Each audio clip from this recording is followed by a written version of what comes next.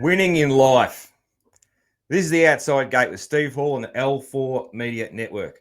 We're talking US Moto and anywhere the conversation goes. Joining me today is privateer hero, Josh Greco. Welcome to the show, dude. Glad to be here. Hey, I was just telling Josh, I am a Greco fan. If you ask my friends, I'm always a fan of the privateer heroes, and this one in particular. Josh seems like my type of guy. Very interesting guy. I've definitely got I've got a lot of moustache envy. There's no way I could if I got a bit of product, I could probably get maybe half as good as that. I could probably twirl half as good as that. But yeah, no, he's definitely got me well and truly covered, man. He's an animal lover. He's got a pet raccoon, which I definitely want to talk about. I'm an animal guy as well. And he's a privateer hero, just living the dream. He's in his sitting in his van right now. He's in the middle of the old California swing of the season, and So what we're going to do is talk a bit about the present and the past and the future for this dude. So yeah, man. Firstly, I've got to know about the raccoon, man. Tell me about the raccoon. Yeah, so she's about she'll be 4 in April.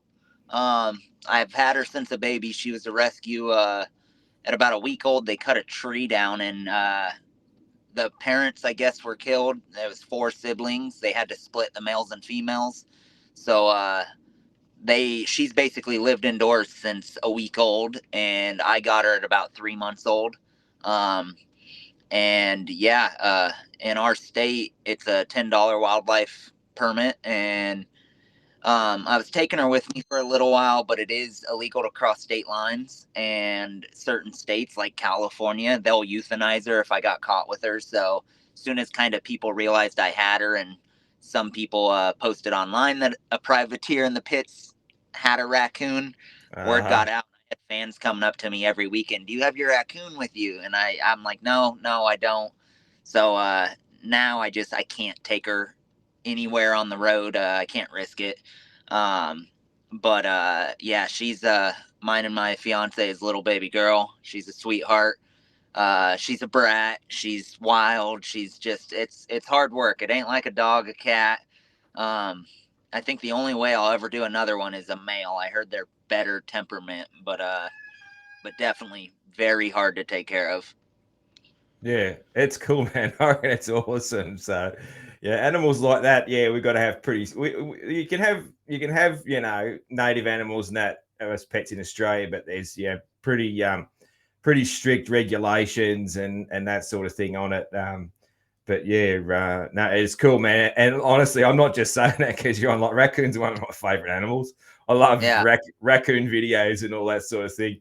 I reckon my favorite animals like dogs is my number one. I like dogs better. I like dogs better than I like dogs better than people. So yeah. Oh, same. I said the same thing. Me and my fiance, we have our fur babies. We're not having kids. Yeah.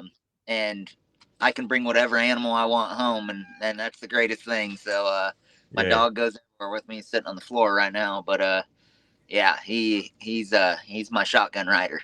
Yeah. Now I reckon I always say to my wife and my daughter, like, if I let them, that this house would be overrun by animals. Like they'd kick me out to make room for the animals, I'm sure. So like I said, and like I love them too. It's just I'm the one that's got to build cages and do all the work if that's animal. The fun part. Yeah, so that's it, man. So you're from. I know you're originally from Indiana, or at least that's what the records say. I'm originally from Southern California. I actually live in Indiana now. Okay, cool. All right, no worries. So yeah, you live in Indiana now. Yeah, so that's where the raccoon's being babysit while you're out here. Yeah. Yeah, cool, man. So you grew up in Southern California then. So whereabouts? Like, what was your local track as a youngster? Competitive Edge, which is no longer open. Racetown 395. I grew up in the high desert. Okay, yep. So everyone knows it as Kiefer's area. Yeah, he was there before me, but I know all the same spots and everything. Alessi's live up there. A few big names came from up there. But I moved up there teenage years, high school era, and middle school, high school, and yeah, that's basically always been home. I mean, when I was 18, I kind of just traveled racing constantly, but when I would come back, I would find a friend's couch to crash on, and that would be home for whenever I wasn't racing. Yep, yep. Yeah, man. The high desert, it's beautiful, man. I was lucky enough to, so I went to A1, my first trip to America, just a couple of weeks ago. It seems like so long now, but because I'm here and I'm back doing my day job and all that fun's over. But yeah, I spent a day. I drove out to Hesperia and did a bit of like a tourist road up around in the high desert and all that, and had a look while I was up there. And Yeah, so so when you passed, you probably got off on Oak Hills Road and passed a big high school right by the interstate. That was, I do remember Oak Hills Road. Yeah, yeah. yeah, that was the high school I went to. I was the first graduating class there. That was a brand new high school. We were right across the road from Ty Davis's house. So I used to get out early and go watch him practice endurocross. Awesome. Awesome. Yeah, man. It's yeah, it is an area that I've always had a fascination for, like as a kid in Australia reading American magazines, and seeing pictures of it and that sort of thing. Even the landscape out there is just it's amazing, man. Like we don't have anything like that here. Here Yeah. here it's either flat or the mountains are heavily treed. So Mm-hmm. that landscape of the mountains rising out of the desert is just amazing to see. It really really cool. And like I was driving around and I saw all the stereotypical things. Like I saw dudes on quads. I saw dudes on two-stroke KTMs wheeling up the road, either on their way out for fun or on their way back. I saw lifted trucks. And then I did this tourist road out to the big lake. I forget what the big lake's called, but I did that windy tourist road out to the big lake, and I ended Either up uh, Big Bear or uh, oh, I can't think. Were you up in the mountains? yeah, yeah. So Oh, it went through Hesperia and then headed up to back. Arrowhead. Yeah, I think that sounds like it. Yeah, and I ended up following this old couple in a Chevy Nomad, like about a 55 Chevy Nomad through there, which was Yeah. just perfect, man. I was like, I couldn't be following something cool out through these cool roads and all that sort of thing. So that was great, Did man. you happen to make it down to Route 66? I didn't. Nah, man. Nah, I was only there a couple of days before A1 and a couple of days after, so I was just jamming in all these things I wanted to tick off to see. I Yeah. got to all the tracks, got to all the big shops, and that sort of thing, and yeah, caught up with a heap of mates, and yeah, so I So was you made going. it to Chaparral. Yeah, Uh, did you make it to Burt's Mega Mall? no, I didn't make it to Burt's Mega Mall. Nah, So that nah. one's out in West Covina. I worked there for 6 months actually until I decided I want to go back to riding dirt bikes. Um, Okay, yeah, that's right. yeah, That's it. Yeah. it's that one's really impressive. Honestly, we didn't end on the best of terms, but the place is still really impressive. It's about the same size as Chaparral, but Chaparral's size of their all their parts and clothing is Bert's size of all their vehicles. Oh, So okay. Yeah. they are just thousands of motorcycles, side by sides, jet skis, just huge, and then they have a little parts center. So Okay. it's impressive. Yeah, yeah. No, I hadn't even heard of that one, honestly. But yeah, that'll be one to check out for next time I get over there because I definitely plan to go again. Yeah. Yeah. Hey man, tell us about so when did the what was like when did the bug bite? When did that motorcycle bug bite? Did it come from dad or what Oh, I happened? I honestly I couldn't even fully tell you. I just know right about when I was right before I turned 4, I guess I saw a dirt bike and wanted one, and we got one that Christmas, which is happens to be a week before I turned 4. Uh, Started riding. At about 6 years old, we were actually already off of 50s, riding the KX60. Um, and I want to say we weren't serious at the time because we didn't really know what was going on. We were just racing little local track that guys show up in like cowboy boots and headlights on their bikes and stuff. But a local dealer, RPS Motorsports, in Northern California, they were selling Polini 50s at the time. They're not even in business anymore, as far as I know, with dirt bikes. But he said he wanted me to try a Polini 50, and my parents were like, "No, we're off of 50s. We don't want to buy one." Like, no, and he goes, "No, I don't want you to buy one. Just here, race mine. I'll pay his entry. Just go race it." And we raced it, and then within the next week or couple of weeks, we got a phone call by Factory Polini, and they offered me a full ride. Bikes, took me to nationals.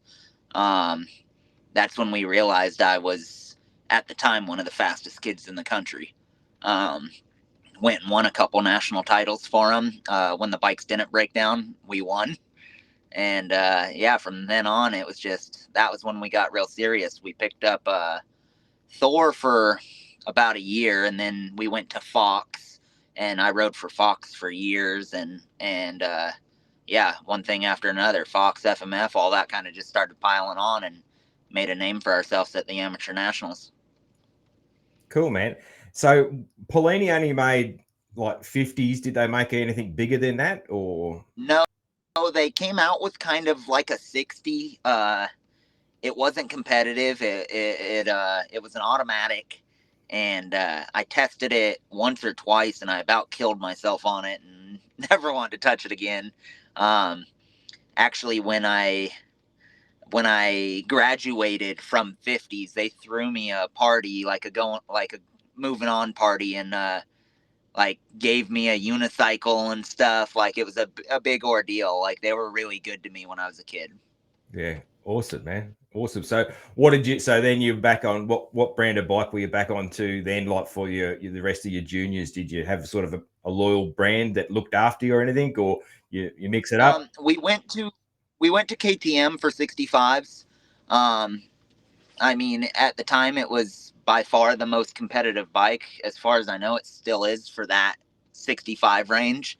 Um, we rode for KTM about a year or so, and at a local amateur national, I actually got protested in the stock class for running a shock, and at the time, they didn't make a production shock for it, so Tech actually passed me and said, "You're good to go." Like, we brought the shock to them. But the promoters up in Northern California didn't really like me much, so they DQ'd me immediately, and it kind of tarnished my name right there.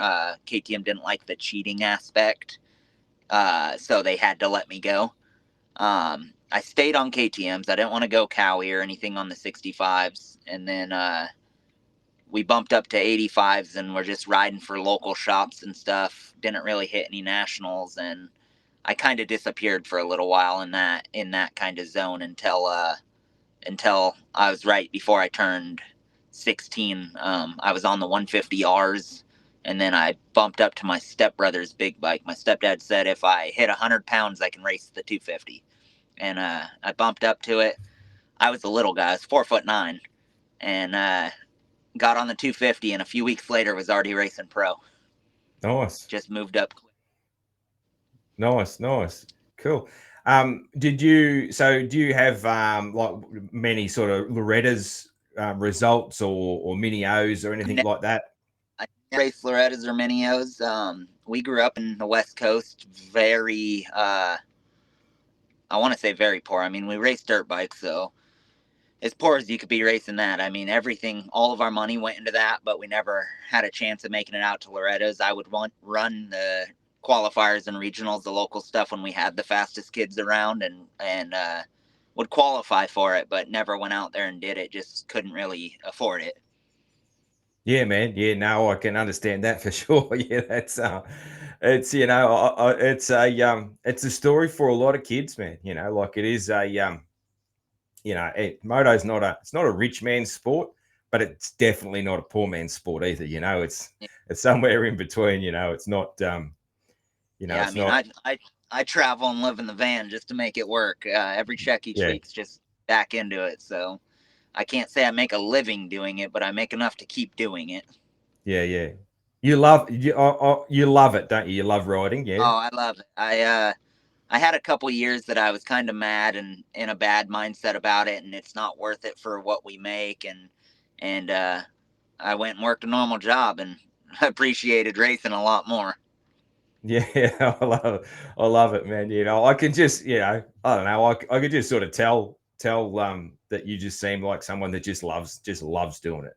You reckon you'll Yeah, just do it as long as the body lets you do it?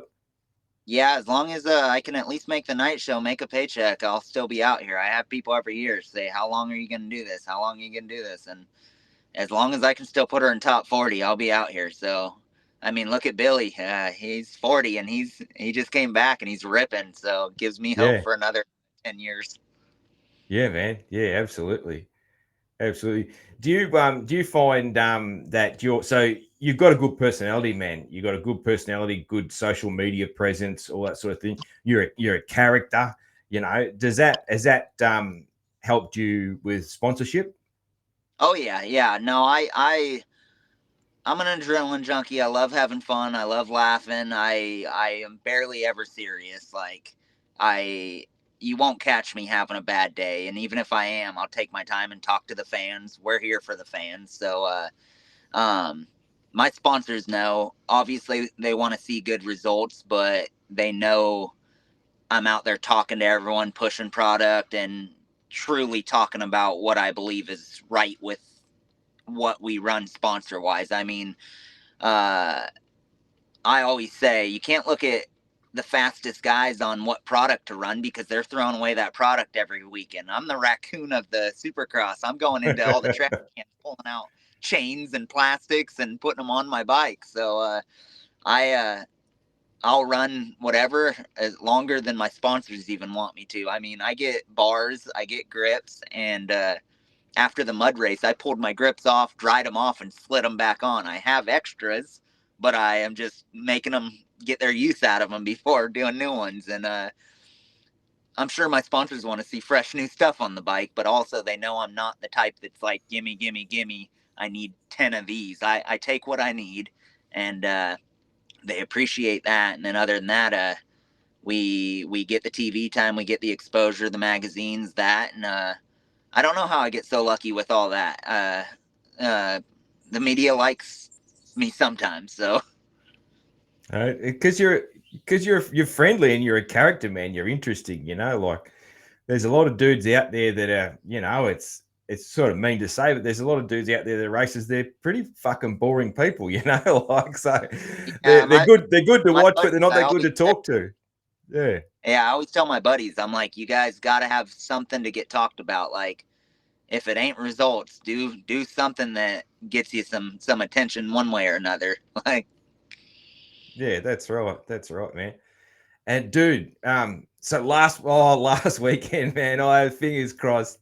I thought it was going to happen, man. Tell us a bit about that. Obviously disappointed for you. You fuck, man, so close. Like, oh, I what mean, was going through your what was going through your I'm mind? bummed about it, but after the moto, we figured out we got this $500 bonus check for fifth, and that brightened my day up completely. I'm like, I'm bummed to miss the main, but I'm like, I'm probably the only rider excited about making 500 extra bucks. That actually makes my season easier. So, Yeah, yeah, I'm good at mud.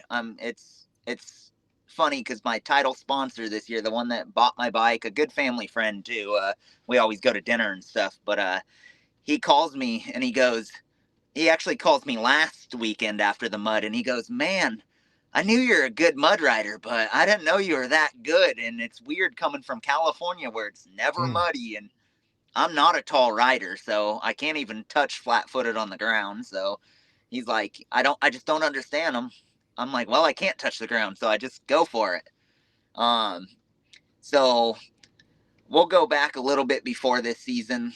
Last year, I was having some health issues and we couldn't figure it out. We thought it was a heart issue. So this summer, I got a lot of tests done. Heart checked out fine, but they found a little bit of fluid around it, and then I got hiatal hernia in my chest.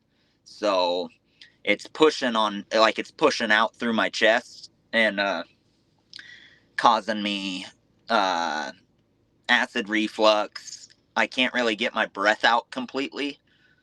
So when I'm racing, I'm sucking in air, and when it's not going out, I'm basically giving myself CO2 poisoning, and it's just like locking me up and draining me. So Yeah. we couldn't get it fixed before this season. By the time we figured it out, I just couldn't get it fixed. So I told my doctor, I'm like, well, I'm going out to south of the border to ride because this is now November, and I hadn't ridden since last May. So this whole last year, I didn't ride since the last Supercross. I tore my PCL in Salt Lake and basically was either on the couch or playing on the Suron. So we had to get on a bike and at least get some laps just to feel smooth. So I went out south of the border and I was there for about a month and a half. I only put 5 hours on the bike that whole time. Like I could do 2 laps at a time and just cramp up like crazy. So I'm kind of stuck with, yes, I'm out of shape, but I'm also stuck where I can't get into shape. I can't even ride long enough to like do anything, and I can't work out or anything, or I get sick. So right now we're winging it. This weekend we're hoping on just a hot lap, a top 18 can get us into the main, and I'm good at one fast lap. It's just I gas out really bad, tighten up, cramp up really bad. So yeah, in the mud this last weekend, the heat race, actually I hit false neutral on the start, so I didn't even get to take off the gate. And then I made a bunch of passes. I was around 9th or 10th literally before the first lap was up, and I come into one of the corners and my clutch sticks out, so it wouldn't pull in, and I just rode up the corner and just like looped out into the corner, laid it down. Got up, rolled a lap, looked at the board to see where 9th was, and they were like 3/4 of a lap ahead of me. So I pulled off, went to wash the bike, get all the weight off, grabbed my fiance real quick, tossed her my goggles and my gloves, and said, find me dry gloves in the van and just clean my goggles. I'm going to go spray the helmet. We just got to get ready for the LCQ. That's all I'm worried about. And so we get ready for that. I'm lined up on third to the outside, and I actually had someone ask me to set my hole shot device, and I go, no, it's sticking right now. I don't even want to set it because it sticks down. So we take off, and Fierro comes over hard and shot for the inside, which I just checked up and went far left, and I was like 30 feet wide of everyone. And I'm like, they're going to pile in, so I'm just going to skate the outside and see where we come out. And it worked out in my favor. We came out 4th. Came up the whoops pretty quick. Kind of got blocked and followed into 4th and was just riding. And at that point, I'm like, okay, I'm in 4th. I just have to breathe and make it through this moto. Like, I can't make it through an LCQ right now. The dry round, I pulled off into the mechanics area because I can't breathe. So I'm like, well, let's just try to stay calm and breathe. Don't force the issue. Don't try to race it. Just try to be careful and save as much energy as we can. And I was a little too careful. I was taking it too easy. Kobush came from the way back and was ripping. He got me, and that was I passed into 3rd, and then Sanford picked up, and then when Kobush came through, it was like I have no energy at that point.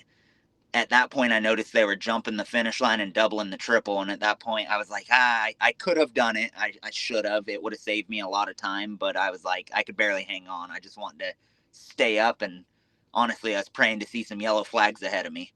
So we were riding it in and making sure we didn't go down. And I mean, it didn't pay off. I didn't get lucky enough, but it was a really good night overall for me. I had 100 messages from friends, fans, family, and just like they were all excited either way. And I can't say I came off mad. I came off and I was pumped. I mean, yeah, I want to make that main, but knowing where I am health wise, even coming into the season, I said I won't make a main this year. So I know where I'm at. So if I slip into one, I'm doing better than I expected. Yeah, man. We'll just know that there'll be a bloke jumping on his couch in Australia that he's 7,000 miles away if you do, right? Yeah, I'm going for that top 18 this weekend. I mean, it's fast, guys. It's hard, but if I can get a clean lap, me and Josh Faries were actually just in the house a little while ago talking how the rhythms we think are going to break in. And I'm like, man, I'm 31. I'm not your age anymore. He's 21, 22. And I'm like, when I was your age, I'd be sending these quads and stuff, and I might have to do that this weekend, and I'm not looking forward to it. Just tuck in behind him and just Well, get a hot lap toe. Yeah. He's A group. I got to try to be on top of the board in B. Of course, yeah. So I don't like tucking behind people because they always seem to mess up. I'm pretty good at putting one lap together if no one's in my way. So that's one of the things that I've gotten good at over the 15 years of doing this. Yeah. With your health problem, man, what's the what do they need to do, and when are you going to be able to do that to fix that up? I'm going to try to do it right after Supercross. I don't know if my insurance will cover it or not, but they basically pull the hernia back in or push it back in and then lay a mesh lining to make sure it don't come back through. So what we're going to do is right after Supercross, go get everything else checked, make sure nothing else is causing it, but pull that in, and then it's a 12-week healing time. I mean, I could probably get on a bike earlier, but I just want to make sure it's right.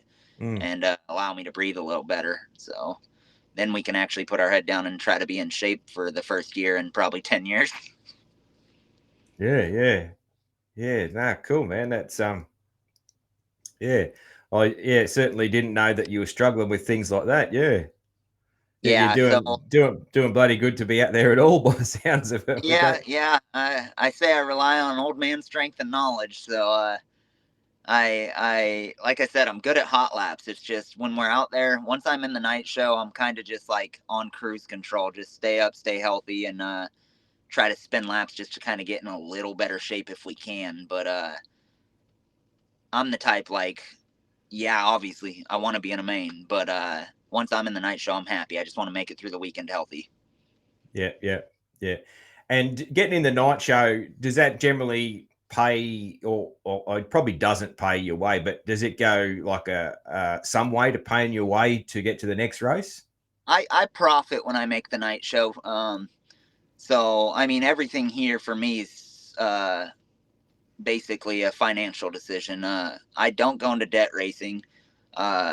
This is actually the first year. My 250 is last year's bike, but last year and this year is the first time I've ever had a motor on my bike. Like, I've always ran stock motors, everything, but this year we had a sponsor pay for them, and so I'm not spending a ton of money racing. I'm running stock wheels. I pay $500 for an FMF pipe, and everything else is pretty much stock other than my suspension, which my guy gives me a good deal. It's between $200 and $400 to get done, and it lasts me all year.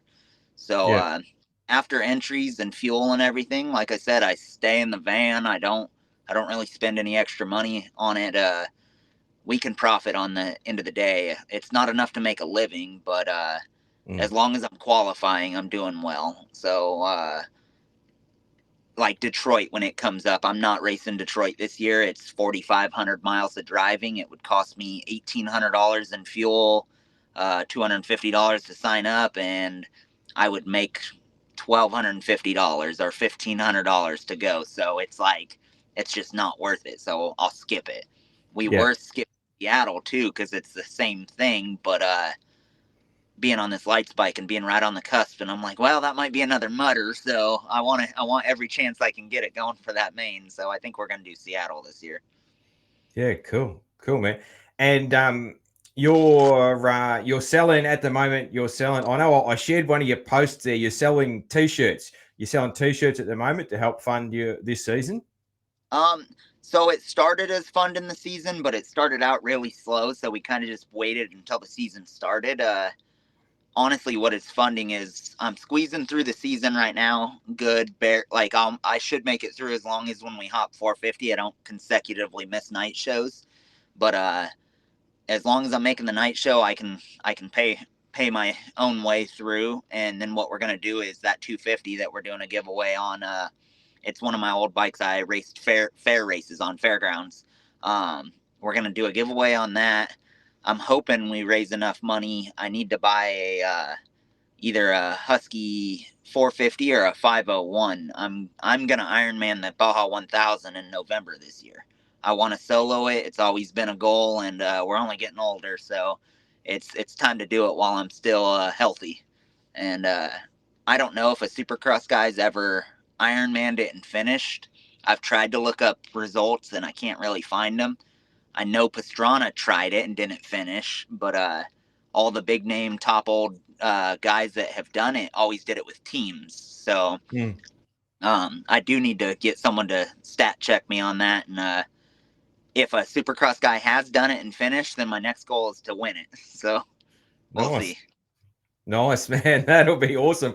Oh, now that you say that, I remember you mentioning that on socials there a little while ago. I think when Baha was on, you were talking about, that you were going to get into that. No, that'll be super cool, man. So that'll be sort of your first thing you'll train for after you recover from the surgery, I guess. Yeah.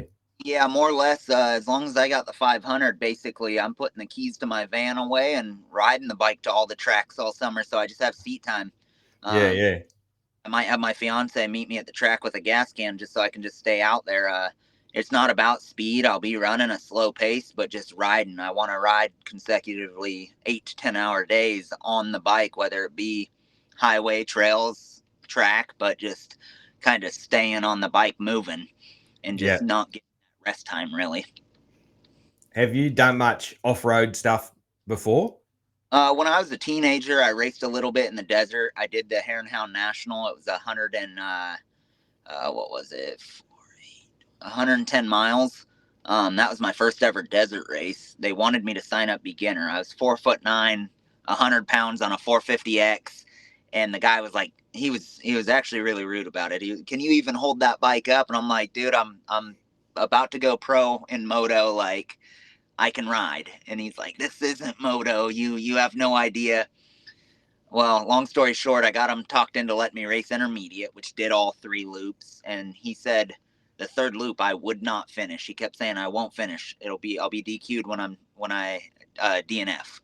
And I'm like, well, I'd rather not finish and know I couldn't than to finish the 2 loops and wonder about the 3rd. And I came into the 3rd loop in 3rd place. And the 2 ahead of me were like teams with quick fills and everything. And I had my mom and my stepdad and her dog and a Gatorade bottle and a normal gas can. Like, that was our pit. And we came through, and 3rd loop started, and they had to wait a few hours for me to come back around. And my mom's sitting waiting at the finish. There was a row of like 200 pros. Have you ever seen On Any Sunday?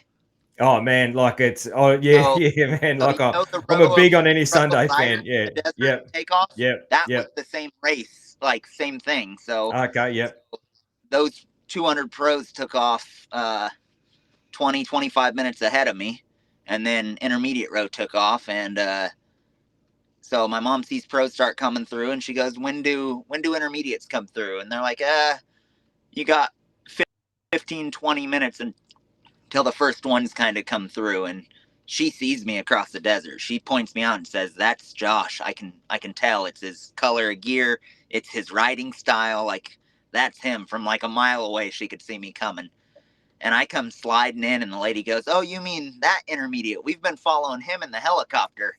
And I guess it was exciting enough. I ended up winning by about 15 minutes. The loop they said I wouldn't finish, I got into the lead and pulled a big lead. I think the leader had bike problems, but either way, you got to finish to win. So the bike was destroyed. My stepdad's bike, I had a radiator bent around the petcock, shifter under the foot peg, like fork tubes were gashed, all the oil was out, but we finished and won. And I pull my helmet off, and the score lady goes, "How old are you?" I looked like I was 12, and I was 15, and won the national. And then they talked on their off-road message boards about it, just insane. Who's this 15-year-old kid that came out and won? Like, I was an instant legend out there. And I went and did a few more like big sixes and a little desert races, still in the intermediate class, but I was winning, changing, and then cheering 2nd place come through in my normal clothes. And I did a few more. My 250 I was racing outdoors for was blown up, so we're just waiting on that to get fixed. And then I got thrown off the 450 going about 60 across the desert. I had to step over the edge and just tumble, and that was when I was done. I was like, I don't want to do this anymore. I don't enjoy desert. Let's get back to moto. So yeah, I haven't raced desert since then. I've done a GNCC, a mutter out in Indiana a few years ago. That one was wild, but I enjoy, I guess, putting myself through torture. Nice, man. I love it. Yeah, I didn't know about your off-road prowess there. That's Yeah, pretty that's pretty cool, man. Yeah. enduro cross. I did a full season of enduro cross amateur class, but almost won the championship. And I got Haker and everyone like, why aren't you running pro? You race Supercross, and I'm like, dude, I'm 5'7" and I'm not even winning amateur. Like, this is why I'm running amateur. Like, but I've done Last Dog Standing out here, which is just an insanely hard race. I both years I did it, about halfway through, I'm yelling at myself, why am I even doing this? Like, but like I said, I like the challenge. Mm. Yeah, cool, man. Cool. I love it.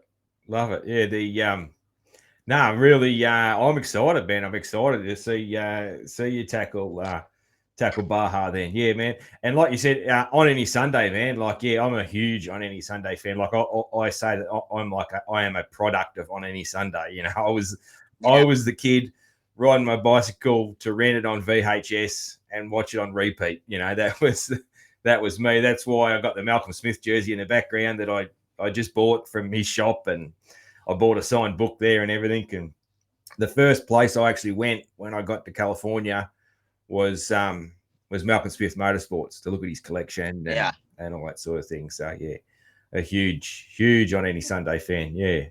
So yeah, if you get a chance, if you got a smart TV or whatever, look up Dust to Glory.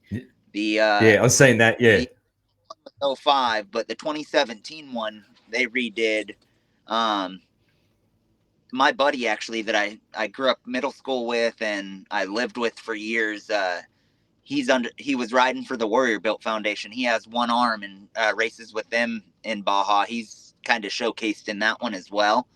So like when he always played it when I was at his house, but the last few months I've been just like watching every video I can, just trying to see every part of the course. I know it's always changing, but just kind of get an idea on what we could do, how we set up the bike, where we can pit stop, how we kind of game plan. And I've watched everything I can on from YouTube to documentaries to just, it's the most prep I can get because I don't think we'll be able to afford to go down and pre-run. Yeah. So it's like I'm gonna play it safe when I race. I'm not gonna push over my head. I just want to finish, but we're gonna study as much as we can to be ready for it. Yeah, absolutely, man. That'll be a great story. Great story. Make sure you get plenty of log footage and all that sort of thing for that. That'll be really cool to see, man. Yeah. Yeah. Hey, so like day to day at a Supercross, is it your fiance? So what's your fiance's name? Nicole. Is it Nicole who's like, she's like, you're saying she's doing your goggles and that sort of thing? Is she your she's your right hand lady at the race day? When she's here, yeah, she goes over the top. I mean, when we first started dating, she knew nothing about moto. But she asked a ton of questions and was always just kind of learning and watching. And she, from day one, would grab my helmet and start cleaning it before I even asked. And she's a blessing. She's way too good for me and way out of my league. And yeah, it's great. I got extremely lucky with this one. Like I said, she was out there in the mud. She actually flew into San Francisco. That was the first round she came into this year, and her flight got delayed and canceled. So she spent a night in the airport. She was supposed to be in Friday at 3 p.m. She didn't end up getting in until actually Saturday at 7 p.m. and had to Uber in, and my night was over already. So she got to the track as I closed my box van door down. I hopped in, took a shower, and I said, all right, we're driving to my mom's house. And spent the week up north, and then we came to San Diego and had to do it all again. And in the mud, she's like, what do you need? What can I do? I mean, when we first started dating and I come off of qualifying and just having a bad practice and I'm mad at myself, she's the type where she's like, I'll leave you alone. I don't want you mad at me. And I'm like, no, I'm not mad at you. Like, you're the only thing good about my day right now. I'm riding bad. Don't worry. Like, I know it's me. Like, but yeah, she'll clean the goggles. She'll be handing me food and just trying to get water in me, and yeah, just extremely helpful. But she only comes to a couple a year. Yeah. She's at home. Someone's got to work. So Yeah, yeah, for sure. Yeah. So who's your mechanic like day to day? oh, right here. That's it. And You're the man. I'm not a good one. Yeah, yeah. No. No worries. Yeah. So you're doing everything yourself. Yeah. Yeah. Yeah. So after San Fran, I cleaned the bike 2 times during the week, and it was still dirty Saturday coming into San Diego. So Friday into San Diego, I drain the oil. I do a clutch.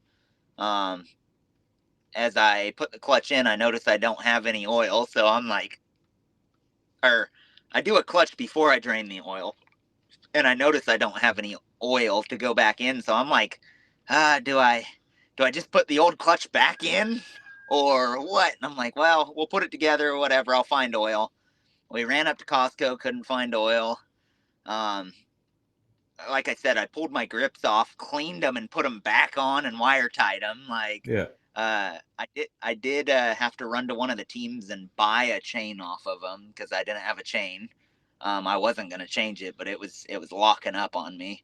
Uh, and then yeah, the next day I borrowed oil. The next morning I borrowed oil from another rider. Did the oil change right before practice and went out and uh, I'm surprisingly easy on my bikes. Like after the both mutters, I could have washed it and went out and rode again and not worried about it. So no overheating, no frying clutches and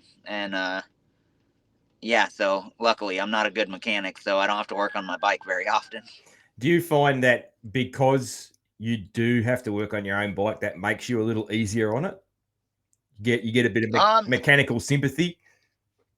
I wouldn't say that, but growing up without money, I knew not to hammer stuff, so Yeah. I'm not one of those guys that really panic rev and stuff. I mean, my stepdad was a very good mechanic, and when I first turned pro, he's like, "Rev it, blow it up. I don't care. Just be on the gas." And that's just not my riding style. It never has been. And when I am riding a lot, I do find myself being like, "Oh, I don't want to put hours on the bike. It's my only one." So that is a downfall of it. But lately we've had a 450 and a 250, thankful to a sponsor, so I've been able to just ride my 450 and not really worry about time on them. But we get like JE pistons and stuff, so as long as I find someone while I'm on the road to throw in a piston every 40 hours or so, we can do that. I got a really good buddy at home that rebuilds all my bikes and everything for me. All my project bikes, everything. I just take to him and he doesn't charge me. So all season long, I'm like in the pit Saturday night grabbing the plastics the guys throw away. Yeah. And I just bring them boxes of plastics afterwards, and it like means the world to them. So I got like a Deegan front number plate from his last year. Yeah. His first year, I gave my mechanic and he's overly pumped about it. He's like, I got more Josh Greco number plates than anyone because I don't ever have extras. But when I'm done with the bikes at the end of the year, he always snags one.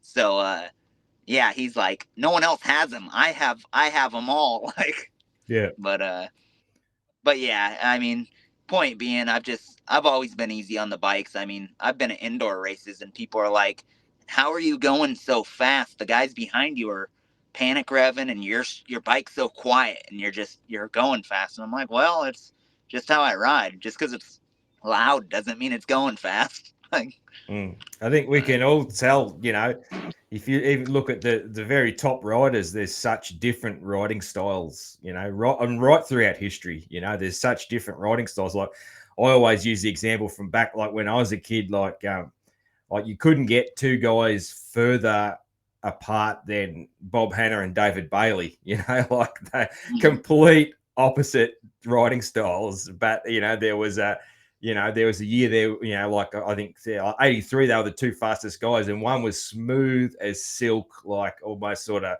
Lawrence like 30 years ago. David Bailey looked like what the Lawrence boys do now.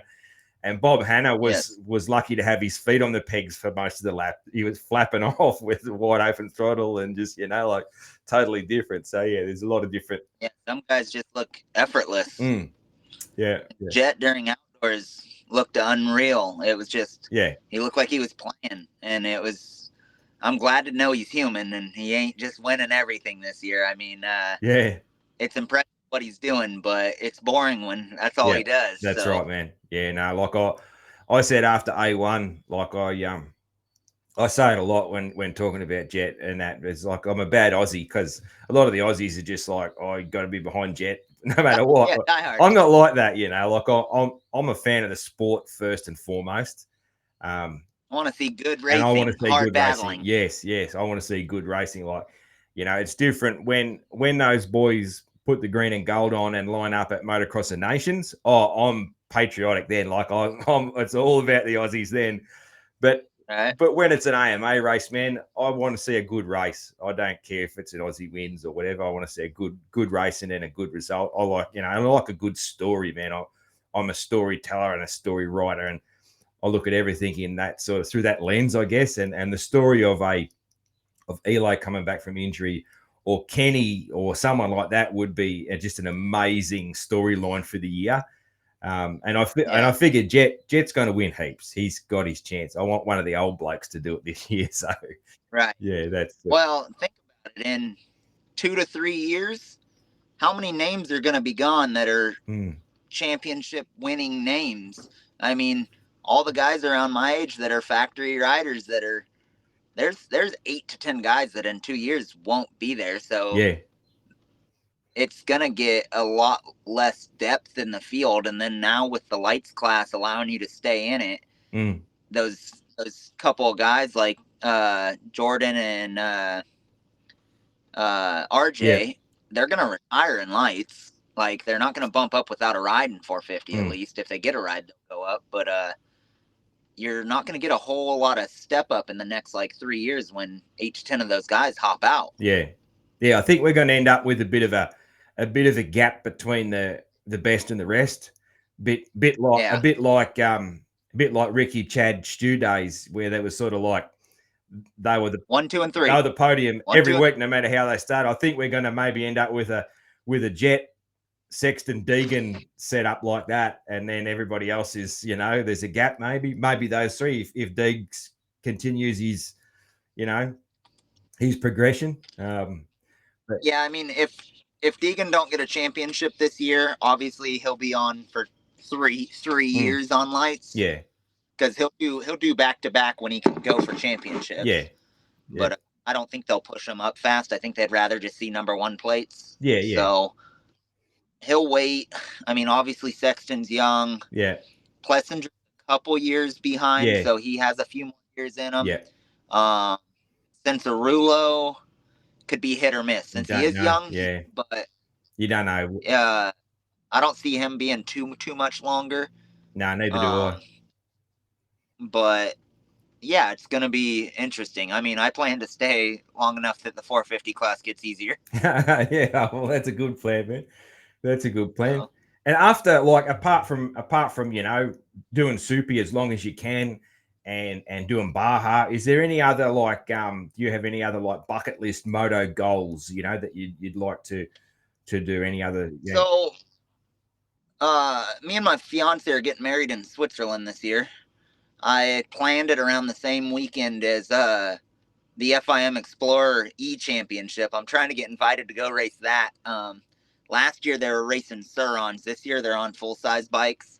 There's a team I'm talking to. We're trying to get a wild card into that race. So that would be on Starks this year, is that? Similar. Yeah. So there's this one team, they're called Liz Cat. They build custom e-motors into Yamaha chassis or Honda chassis or KTM chassis. Yeah. I've been talking with them. They want to see me on a bike. I'd love to get on one of their bikes. I love this e-bike stuff. I was fully against it until I rode one, and now I'm like, let me get on whatever I can. I want to ride whatever I can. I love the Suron. It's my favorite toy Yeah. ever. I was on it all day today. My buddy was digging mountain bike trails in his yard, and I'm testing them on the Suron and doing big hips, and I'm surprised I haven't snapped the thing in half yet. Yeah. Yeah, cool, man. Yeah, I'm still a bit of an old school get off my lawn sort of guy, like, clinging to me two strokes. So I struggle a bit with the e-bike thing, but like I only struggle when I hear talk of them Have taking you rode over. one? I haven't rode one. No. As soon as you ride one, you're I'll gonna change my mind. be sold. Yeah. Oh, it's it's another thing to ride. Yeah. I don't care. I'm not a two-stroke fan. I didn't grow up on the era of two-strokes. The 150R came out, and I went up. Yeah. And like when I did Red Bull Straight Rhythm, I rented a two-stroke, and I've never owned a 125 or 250 myself. Yeah. Like, just I don't really enjoy riding them. I do love the 300s, and I would love a 500. Yeah. But I want power. Like, Yeah. I just like riding a dirt bike. I'm if someone had one, I'm not gonna be like, ew, a two-stroke. I'm like, okay, if I have nothing else to ride, sweet, let's go ride. Yeah. But the e-bikes, like my Suron is a pit bike to me, but it's still like a bicycle. Yeah. I hit bicycle jumps, mountain bike trails, pit bike tracks. I have an airbag. I built a ramp. I do flips on it. Like, it's just the ultimate pit bike for me. Yeah. The Stark, I haven't got to ride one yet, but Jam and I'm staying with right now, he went over there and rode him for like a month and raced in the arena cross over there, and he likes the bike. And then everything else I've seen on it, I'm like, I can't wait to ride one, because I've only got to ride like Surons and stuff. Yeah. And just knowing how I was when my buddy first started talking about Surons, I'm like, man, why not just get a 110? Like, whatever. Yeah. I rode one. I'm like, oh, I gotta have one. This is great. Like, Yeah. it's addicting. It's something else to ride. Yeah. I mean, where we're riding right now, there's a neighbor 50 feet away, and they can't hear a thing all day. So I like that aspect. You don't get sound ordinances or anything. For that sort of thing, they are super good. Super good. Like the little kids E and all that those little KDM-Es and all that they got now. That's awesome, where kids can put in motos in their backyard. Like if they got any sort of backyard, they can put in motos in it, and the neighbors don't even know what they're doing. So there's great things, benefits to that. Yeah. Right. That, and I like power, and it's instant power. Yeah. There's so much power on it that if I can have something to go bigger than anyone, I want to, or faster, and I don't know. I'd love to ride one on a Supercross track. I can't wait to finally get a chance at some point. It is different than a dirt bike. It takes getting used to that power curve and not hearing, because I listen. I ride in the right gear that I could hear, and I know that'll be weird for me, but I want power. And as a privateer, if they ever allowed it racing, I think that would help the privateer field close the gap, because if you could get on a bike and be like basically an app on a phone that has pinpoints, and you can change your power curve for the conditions you're in by a simple twist of a button or a slide of a thumb. Yeah. It would make it to where privateers can be competitive, at least motor wise, without spending thousands of dollars on motor work that only lasts a few hours. Like, it would really bridge that gap and make the stuff way more rideable. Like, if I wanted to come out of a corner and have instant power to clear a triple, I can swipe my thumb up and change that power curve. And that's the idea I like behind it. When people say, well, there's no clutch and no shifting, so obviously it's easier. As a professional, we don't think about the clutch and shifting. Like, honestly, it's probably harder because we're so used to riding a clutch. And you'd be reaching for it. You'd be reaching for the clutch. Yeah. So I don't believe the bike just makes it easier. I just think the bike is that competitive that it's an advantage. Oh, it's an advantage. Yeah, like from everything I've read and heard and all that. Like, a massive advantage, especially like off starts and that sort of thing. Like Yeah, the start they get yeah. is just amazing and all that sort of thing. So I think that Well, the hard thing is like because they're allowing them to race in Aussie Nationals this year. I think we're the yeah, but first country in the world to do it, but they're limiting the horsepower at least, so they're not letting them. They're running with an equivalent 450 horsepower. They just have immediate torque. Yeah, which they get off the line. Yeah, you could map a 450 to be not the same, but insane power like that. But that's unrideable. So it's like they're kind of figuring out that power curve to make it work right. yeah. But it's just funny because when e-bikes first came out, you got all the haters saying how lame it is. And as soon as they see that it can win, they're like, well, that's unfair. It changed from being lame to now being unfair. Yeah, like, no, yeah, I know you're right. Yeah, that's funny. I never thought about that. See, I'd be guilty of that too, But in the end, man, I always say anything that has two wheels is fun. Like, doesn't matter what it is. Like, you can have fun on anything that's got two wheels. So, yeah, man. And you even ride a horse. You can even ride a horse, man. I've seen you on Instagram riding horses. So, yeah, my fiance has a couple, and the first time I ever got on one was on hers, and she actually asked me. She said, "Are you sure you've never ridden one before?" And I go, "No, but I'm not afraid of it. So let's make her run."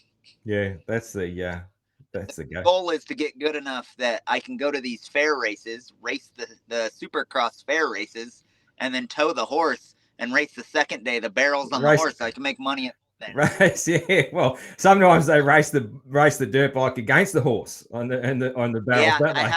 I have got to do that at our local one on pit bikes, but I haven't got to do one money on the big bikes yet. Yeah, yeah. And from what I've heard of people doing it, the horses are usually win. So yeah, the horses are pretty quick. Yeah. If you get a good rider, yeah. If you had someone like me, I think the bike would win. So that's right. Yeah. The corner speed, all about the corner speed on the horse. Yeah. Yeah. I'm not that good on the horse yet, so that's the game, man. Hey, got a few just sort of random questions. We're nearly done an hour, and I don't want to keep you too long. So a few random questions, and then just a couple of fun things we do.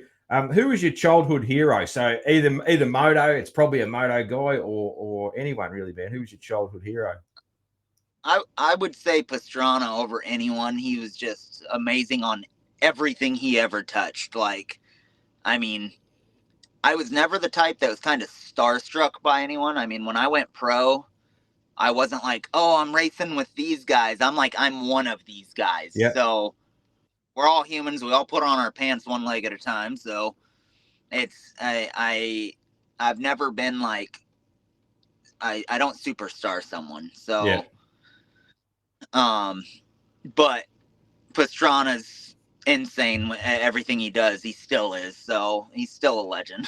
Yeah, cool, man. That's a good answer, man. Yeah, like I reckon I reckon you couldn't find anyone in the world that didn't like Travis. And if you found someone that didn't like him, there must be something really wrong with him. Hey, yeah, like everyone. I mean, I'm sure everyone likes him. Like him. Oh well, yeah, I guess so. But I bet he likes him now, though. Oh yeah, they actually just released a video and side by sides together this week. Yeah, it's funny. Rivals usually end up being good friends, don't they? Especially in our sport, right? Right. Well, usually rivals are kind of either made for a show, or I mean, it's just racing. It's whatever. It's button heads. I mean, usually everyone's in. They push each other to where they get to, and then they have a real connection. Like Jeff Ward and Rick Johnson are extremely close friends. And you see now, it took a while, but you see like Chad's kids riding at Stu's place, like things like that. You never would have believed it, Right. It's amazing how, but they can, not that rival's one of the only people in the world who could understand what they went through because they went through the same thing, so it's they have a pretty cool relationship, and it's great when they do end up friends because the stories you hear and that sort of thing, and like when we get Stu and Ricky in the booth and they talk about something that happened, and like it's so cool. You never would have believed that would happen nowadays, would you? Yeah. Right. Dude, describe. So you might have already sort of touched on it, but what's your perfect track? So you pull up to a track in the series, and you're just like, oh hell yeah, this is like my favorite track of the year. This looks awesome. Be it the obstacles on the track, the dirt. The last 2 weekends were my perfect track. Yeah, I thought so. I knew I was out of shape, so I'm like, this is my only chance. Yeah, let's make it work. I live for those conditions, the survival. So it's funny, like Indy is probably the scariest track all year long. Like hitting a triple full of ankle deep ruts when your feet are on the foot pegs is scary. Like I can't explain it, but I fear for my life at Indy. But that's one of the rounds I look forward to because it's not about speed, it's about survival and staying up. That track's gnarly. St. Louis has great dirt, but ruts up like crazy. And I don't even like ruts. I just like the conditions. Yeah. But honestly, my corners aren't great. I like to pride myself. I do well in whoops. Yeah. And I look for a track with big whoops. I don't like hard packs, so these West Coast tracks I don't do well at. I'm not saying I like it perfect, but with my age and now riding, I want perfect conditions, like just nice tacky dirt, and either that or I just want it to where everyone's struggling. Like I said, mud. I just want it to downpour, be nasty, because that's equipment doesn't matter. Then it shows what rider can do it or not. And experience as well, man. Experience, Yeah.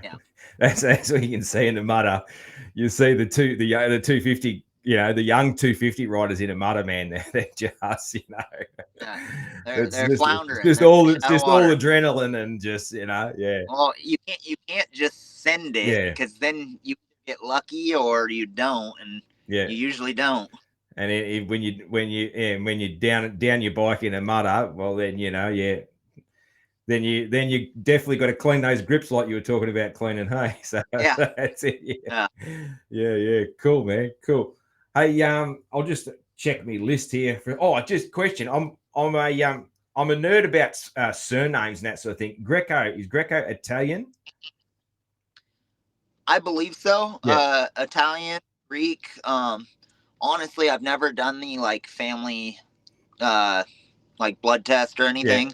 And I come from a I'm gonna say a messed up family, for lack of better terms. Yeah. Have you ever watched the show what's it called, with the Gallaghers? The Chicago family that are just like all living in the one house. They're super like ghetto kind of. No, I haven't watched that. I can't think of it, but I tell everyone my family's like the Gallaghers. I don't talk to anyone but my mom and my family. Like, I'm the only one that made it through high school. I'm the only one that never did drugs. Like, I'm the exception. Yeah. Well, that's So, that's part of your story, man. That's a good thing. It's a great thing. So, yeah. Now, I'm always interested in surnames, and I used to look it up and that sort of thing, the origins of names and all that sort of thing. I nerd out on history stuff and things like that sometimes. It's about the only thing that I nerd out on that's not to do with dirt bikes. So, cool, man. Right. Cool. I reckon they'll just about do. There's a couple of fun things, man. Give me your best Aussie accent. Oh, I don't want to say what everyone probably says. So hold on, let me think real quick. Crikey, mate, look at the chompers on that one. You're not too bad. Yeah. You're probably middle of the road of the people I've had on. So I had Callum Brower last week, man, and he was fucking good. Like, his was fucking legit. He probably practiced. He does, though. No, he does. He can do accents. So I didn't know before I asked him. but yours wasn't bad, man. That wasn't too bad. And props on the go with good old Steve Irwin. Props on coming up with a bit of Steve Irwin as well. So yeah, he's a Aussie legend. I didn't want to do the shrimp on the ball, babe. Yeah, that's right. Yeah. No, that's Hugs. Yeah, he. And that's funny, man, because we always go back to that because we don't even fucking call them shrimp, and we never fucking barbecue them either. So like it was just that it was a famous ad campaign that they did. Yeah. So because we call them prawns, and man, I don't reckon I've ever barbecued one. We usually just fucking we usually just eat them fucking cold. So you buy them. It's a Christmas time thing here to eat fucking cold prawns. We barbecue and cook them over here, so yeah. That's probably why it was brought up like that. Yeah. Because it was made for the US audience, so it's a funny thing. Same as man, like Foster's beer. No one here drinks Foster's beer. It's fucking shit. Like we have it, but it's not. But whereas people think what of would Foster's you think beer. is American beer? Well, look, all I know is just when I was over there a few weeks ago, like we drank Coors. I think really just Coors, and then I had mates buying me a heap of different like craft beers and that. I forget all the names of them, but I think the main one people were drinking was Coors. I know of Budweiser. I know of PBRs. I know a few of the bigger sort of names and that because all good cheap beer, just cheap. That's why. Yeah. So that's it. But like I thought, man, it was interesting. I thought the American beer was all right. I knew that. From a lot of people said like it's not quite as strong as our beer. Our beer's got a pretty strong taste, but all the ones I had, they're all pretty good. And we were at the stadium. I was buying this Mexican beer in the yellow cans, these big fucking tall cans. It was okay. Yeah. It was all right. Like it was no, it's not like that's my favorite thing ever, but it was a nice, easy drinking sort of beer. Yeah. But I'm not a type that likes the like dark malty. I don't like I'll drink light beers or Modelo, or I like stuff with flavor. Mango Cart, it's a real mango flavor beer. Okay, it's really good. Top Golf, I usually get a picture of that, and then my swings get real nasty.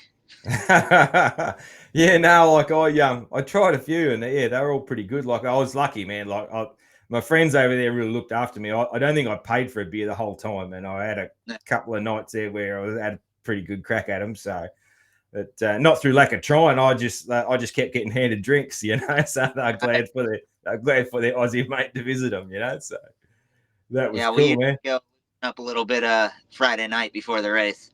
Not enough to be drunk, but like Arizona this year, there will be a Top Golf right by the stadium, so I'll go out there and I'll get a picture and maybe a couple shots Friday night.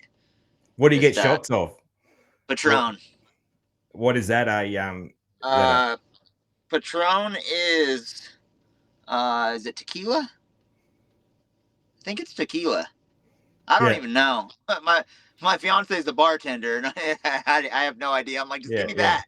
Drink that. And I had a couple other different random drinks that got handed to me that I drank while I was over there, and I can't remember even what they were called, but that was like in Indiana, we got some local distilleries, so we get moonshine and stuff, and I like the sweet flavors. I'll put stuff in my hot chocolate and stuff, and like have just really good hot chocolates.